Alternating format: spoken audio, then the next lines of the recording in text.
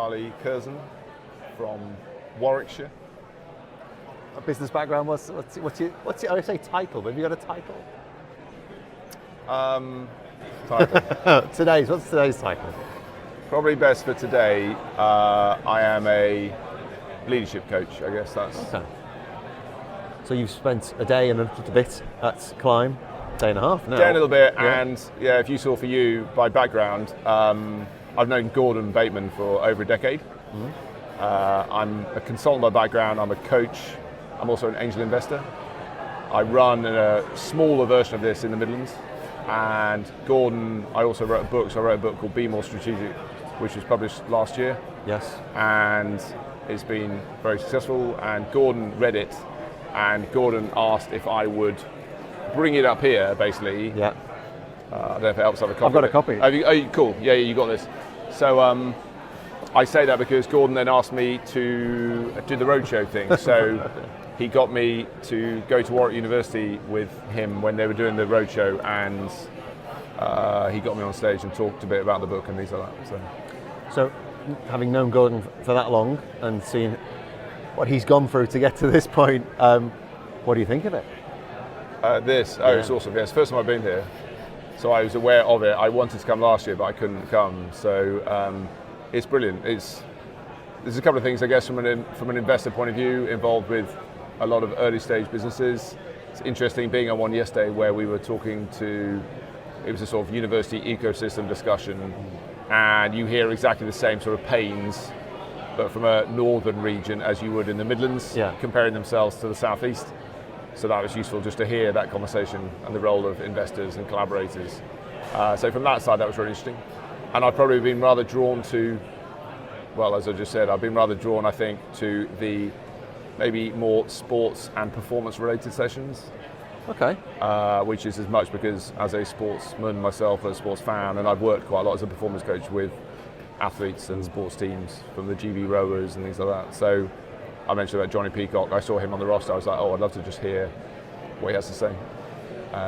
So no, it's been really good. It's really well organised. It's a shame we don't have longer, isn't it? Yeah. And then with the football on last night, I found myself at a table, all strangers, and had a few beers, which was brilliant. And I've actually seen all of them again today. There you go. So connections really made over a catastrophic first half. Yeah, exactly. That's how it works. First 80%. Got there in the end. We'll see.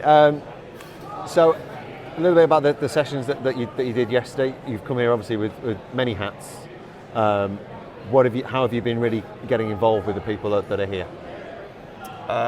Yesterday, primarily as a participant, being able to just listen and learn, which has been great. I'm also with a colleague who is a CEO of a business himself, and we've worked together for years, so we've been to all the sessions together. So it's good food for thought, good insight, good provocation.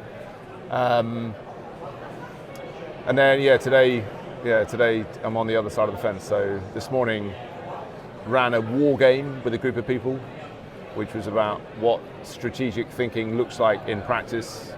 And I gave about no more than about a 1 minute intro, then got them actually doing it, which you can't beat for just. And for me, I'm always looking for the signal where you hear someone say in their group, "Oh, this is making me think."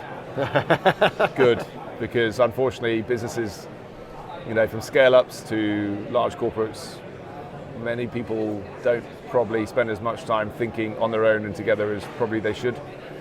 They're too busy being busy, right? This kind of organised busyness. Yeah, and how important is it to have? You can have meetings, but you need the right meetings. If you're actually having those, you need conversations where you're actually going to come out with something that's useful to you, rather than just at the end of it thinking, "Well, we've spoken about all the issues there. We've still got the issues." Exactly. So, I'm not sure this answered your question, but so this morning ran that with a group of people, and then naturally that led to people staying around afterwards, and then it's just interesting to then hear people. It almost opens a door, doesn't it, to someone then saying, "Oh, you've really made me think about the fact that I probably need to pay more attention to this competitor, or I'd never really thought about the opportunity." So it's both serving its purpose, but it also means you get to then understand a bit more about someone and their business. And then actually I ended up going for coffee with someone in the room who is about to start looking to raise investment. So we went and grabbed a coffee and talked a little bit about the do's and don'ts and the tripfalls of raising money and that sort of thing. So probably very much at the heart, I imagine, what a lot of people here will have experience of when they're either as founders or investors. So it feels like you're still very much, even though you're in this sphere and you talk about it, you've written books about it, you're still learning, and there's still opportunities to learn every single time you come to something like this. I like to think so. In fact, it's funny you say that. I often do, as a coach, I'll use psychometrics with people often. Either the ones they want to use or whatever. A lot of them are kind of similar, to be honest, once you get under the skin of them. When I have done them myself, often learning is my number one thing. So as a learner, it has its downsides. But I actually talk about the skill of learning in my book. In fact, I would say I've worked with thousands of leaders all over the world, and whether they are founders getting started, whether they are very experienced corporate leaders, right up to chairman, execs of big listed businesses, I think one of the few superpowers, the best leaders I have with and the best strategic leaders, they are two things. They are learners. In coaching, you talk about being coachable. You learn over time that someone is coachable. You can kind of tell within a few seconds of being with someone. In fact, one of the guys last night at the table playing football, there was a bit of running banter. Someone brought a book over, and then it took them until about the second half to be like, oh, it's your book. And then the guy I saw this morning came up to me and said, oh, right, I want your number, I need coaching. And just the very fact that he says that is a sign that someone is open to learning. And just to fill in the gap on what I said, I think the other would be listening, actually. I think the two correlate. I think it's quite a rare commodity in this world that people say they listen, but often people aren't listening at all. They're simply waiting for what they say in response or whatever it happens to be. Absolutely, yeah. It's a key part of any conversation. In which case, you've had lots of conversations, and have there been any that kind of stood out, and maybe a few eyebrows raised here or there, or one or two that just kind of took you by surprise? Yeah, a little bit of both, actually. The one that I really enjoyed, and I wasn't surprised I was going to enjoy it, maybe it's a little bit as with my background, probably won't surprise you, was, I can't remember the name of the session, it was something about the funeral, something to the funeral, welcome to the funeral. And it caught my eye because I've written about this myself, actually, that, I don't know, you take something like Stephen Bartlett's podcast, which I listen to, big fan of. But there's a slight critique of that, which is, of course, it means people listening are only ever listening to one side of a story. They're listening to the side of someone who has achieved everything and had great success. And of course, many of those guests can be very humble and plenty to learn, to your previous point. That session was all about when it goes wrong.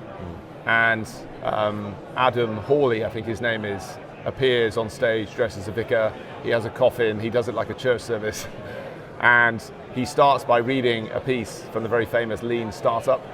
So it's sort of a slight parody, but it is quite funny. And then he welcomes on stage, a very brave thing to do in some ways, he welcomes on stage someone who has put their name forward to talk about how their business failed and why it failed. So it's sort of funny, but actually I would say the most insightful session I've had here is probably listening to that founder talk about the patterns you see of businesses that fail. Because it takes you back to learning, right? Actually, he has gone on to be very successful in other businesses, and yet he's willing enough and humble enough, clearly left his ego at the door to share. I think he had just on the board, he had something like causes of death. He had like his business brand, which if you think about it at some point, would have been his absolute love. It would have been his baby. And worked on it for years. The parody is and it was years, right? Yeah. And then the parody is he's then at reading the eulogy of the business that he's now having to say goodbye to and bury, albeit it's a few years ago. But I do think, and in many ways, it's sort of go back to the war game. You're sort of inviting someone to take a different perspective. Yeah. And by sharing so openly his 6 lessons of why his business failed, I just think you get so much from that. In fact, even this morning I found myself with the person that then was asking me about fundraising, I ended up referencing him and his business. Yeah. I said, be careful you don't make this mistake. So yeah, I think that one was the one for me, which and in those conversations, how important is it that not that people are, I don't want to say people aren't honest, but if you can dig a bit deeper with that kind of honesty and say, okay, this is where it went wrong, but also I learned that lesson, because if you don't learn the lesson, you're going to make that mistake again. Yeah, it's as if you were there, David. he left space at the end for questions. And I thought, you know what, that's also really brave. And he sort of said himself at the beginning, look, what I'm about to say, I'm aware may sound really stupid, but it's a fair caveat, isn't it? Because you can't help but then listen going, really? But actually, of course, then the questions come, and some of the questions are a little bit along those lines, but it's maybe slight projection from the person asking the question. Maybe being asked about, well, did you not understand the tax implications of X? Or someone asked him a great question. Again, he won't mind me saying because it's public, right? He stood there on stage. He talked about having too many investors. Classic thing, right? Where he sort of has done, been the attractiveness of the SEIS, EIS scheme, and he ended up with all these investors. And of course, this is a problem I think those tax schemes often bring, is there is a slight downside, or there certainly was for him, which is he ends up with a huge number of shareholders, none of whose shareholding is large enough for them to care enough. Yeah. He made the mistake. He did make the mistake of he put them all on his board, which he says himself is a slight mistake. But he also said something really. I'll just say this aloud. You may, if your listeners may find this interesting, if you run businesses or are in this space. He then talked about something which is, I think, really normal, which is, as he started to realise that he probably needed to pivot or change or focus on one thing and not many. Classic. That was one of his lessons. There was a little side product coming out of what he did, which actually probably he should have read the room and just made that his business. But it was amongst 12, 14 other things. But he also realised that what he really needed was a large enough shareholding to have the power to probably bring in a really good technical kind of co-founder, albeit after the start, who would have been, as he said, an adult in the room but on his side of the fence. But by that point he had no power. He was basically a puppet, right? He was then in a position where he's got all these investors, he's got no real power, he starts to sense, and then really it just becomes an emotional roller coaster and a bit of a fight to the death, doesn't it? It's almost like he could see in hindsight the writing on the wall, and a lot of people have been there, right? A lot of people have been there. Yeah, and it's those kind of conversations where, I say it's the honesty again, which can kind of cut through a room, and if you can pass that on to even just one facet of what they've done wrong, and it will switch that light bulb moment to go, that's probably us. And if you can actually take it into yourself. You know what, you've made me realise, if I went to 5 sessions yesterday, I just literally went back to back to back, because I knew today I was going to be on the other side of the fence. So to the learner thing, just being like a bit of a sponge, I was thinking the correlation between them, even though one was about universities and one was a professional sports person, one was this, one was that. This pattern of learning, understanding failure, understanding what you do from that, and then to your point, I hadn't quite made that connection myself. Actually, I think certainly 4 out of 5, nothing yet, but probably less so the one about the universities and ecosystem, but that's a side of a thing.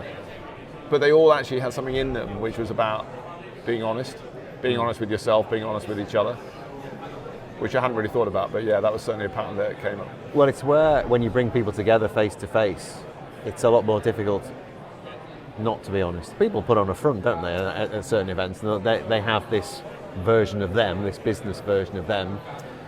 It's not necessarily the best version of them. Yeah, in fact, at the very beginning of yesterday, I went to a session with around these parts, a pretty famous and hardened former Leeds Rhino who played with Rob Burrows and Kevin Sinfield and co. And he was brilliant. He was really interesting. And he was sharing stories, and one of his stories was about honesty. And I know it's slightly cliche, and I'm in this world too of, I work in high performance environments in and outside of the business world. I work with military, I work with high performing sports people and teams. But he said exactly that. He said one of the biggest differences between his experience of being in business for 20 plus years now and when he played sport, and by the way, he was also alongside an Olympic swimmer who told the same story. He said in businesses, people will tell barefaced lies to you. In sport, that will never happen. No. And there was something in that. Then he went on to explain, and I heard that, and I thought, I've heard that many story a lot, but there's no harm in hearing it again. That kind of just, this is what a higher performing team really looks like. Yeah. There is no messing around, there's no playing the game, there's no politics, it is what it is. Anyway, so that was, you just made me think about that little message from earlier. There's a lower threshold for bullshit, and or none, right? I think is what he was saying. Maybe that's his particular sport, but there was absolutely zero. Not in rugby league, no. No, exactly. As a man, I think he said something funny. He said something about, he played late 90s. He said he also had a reputation, I think. He was sort of being polite about it, but I think he had 19 disciplinaries in his time.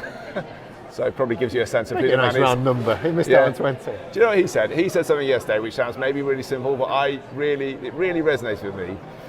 He said something that he tries to instill in young business people he advises and works with today is to remember common courtesies. And one of the common courtesies is, if you get an email, just reply to it. Whether it is just to say, okay, yes, no, I've got it, I'll go back to you. Yeah. And he said it's one of the things that drives him mad. Anyway, and everyone largely on the panel and in the room agreed that little moment of common courtesy. And then the interviewer laughed and said, yeah, that could be because of who you are. Yes, maybe, yeah.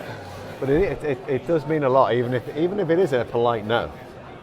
It's a polite no. It's a polite no. or even because it's a response. It's a response. That's what he was saying. It can't which be goes a polite back to honesty, authenticity, being authentic, being polite, and to your point, be human. Right? Sort of be human. We are ultimately, you're still dealing with humans. Yeah, exactly. And which is why conversations like this are great, and we can go on forever. But sounds like you've had a great time here, and I think people will have a great time listening to what you say as well. With more to come today. Thank you. Busy boy. Yeah, so I'm about to go from here, and then I'm on the summit stage talking about what lies behind the book, right? So being more strategic. I think most people could probably be more strategic, emphasis being on the B. Yeah. You can go into an MBA and learn these things, and it isn't theory, it's about practice, it's about mindset, it's about being agile, making decisions, being forward-looking, being more intentional and deliberate about the path you're following. Under pressure, sticking with it, knowing when to change it, not just living a world where you're sort of busy being busy and responding to what's put in front of you. So yeah, I'm looking forward to that next. Pleasure talking to you, Charlie. Thank you for joining us here, and enjoy the rest of your day. Thanks very much indeed. Nice to be here. Thank you.